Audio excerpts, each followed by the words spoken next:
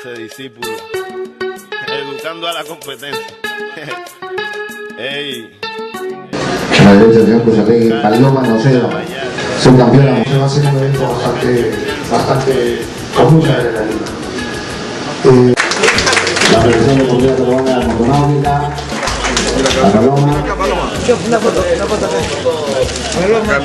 Paloma, felicitaciones y qué importantes son los reconocimientos. Cuéntanos un poquito lo que fue tu participación allá en este torneo. Bueno, ha sido el campeonato mundial, es una carrera súper exigente. Tuve la oportunidad de correr en dos categorías, la categoría femenina y la categoría experto limitada con hombres. En la categoría femenina quedé en segundo puesto, en la categoría experto quedé quinta.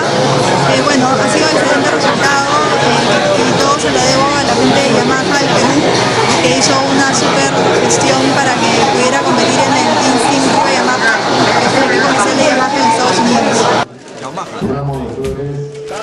Muy de acuerdo.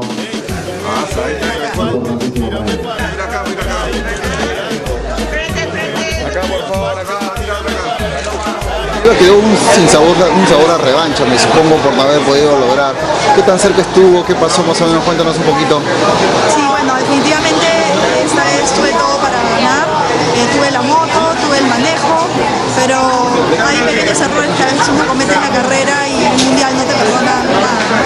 Entonces, nada más me queda seguir entrenando, seguirme preparando y tomar la revancha el otro año. ¿No? Sí, bueno,